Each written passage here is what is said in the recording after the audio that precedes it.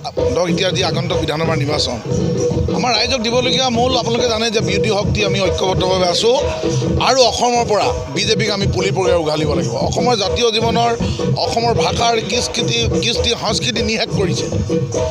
অসমৰ গোটেই অসমৰ বিভিন্ন জাতি জনগোষ্ঠীসকলৰ মাজত ভাগ কৰিছে। আজি আমি আছোঁ আমাৰ জংঘল ব্লকৰ আলিআলি গাঁৱত। আমি ইয়াৰ পৰা এটা মেছেজ দিছোঁ মুখ্যমন্ত্ৰী মহোদয়ক আৰু আমি বিজেপি চৰকাৰৰ নেতৃত্বত।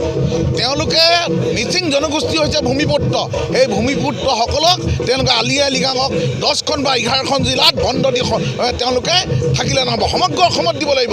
মিচিংসকলৰ অধিকাৰ আছে, তেওঁলোকে ভূমিপুত্ৰ।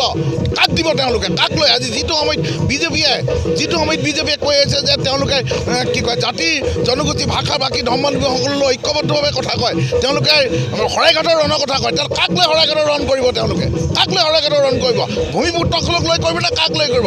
গতিকে সেইকাৰণে আমি ক'ব বিচাৰিছোঁ যে বিজেপিৰ যি নীতি সেই নীতি বন্ধ কৰি প্ৰকৃত যিসকল ভূমিপুত্ৰ সেইসকলক মৰ্যাদা প্ৰদান কৰক আৰু তেওঁলোকৰ যি কৃষ্টি সংস্কৃতি আছে সেইসকলক দিবৰ কাৰণে আমি আহ্বান জনাইছোঁ। আৰু 26ত মই পুনৰ কৈছোঁ, 26ত গৌৰৱ গগৈৰ নেতৃত্বত বিৰোধী ঐক্যত শক্তিশালীভাৱে এখন চৰকাৰ গঠন হ'ব আৰু চৰকাৰ গঠন হোৱাৰ পিছতেই আমি এই আমাৰ যি লক্ষ্যৰে উদ্দেশ্য আমি সক্ষম হ'বলৈ আমি সক্ষম হ'ম।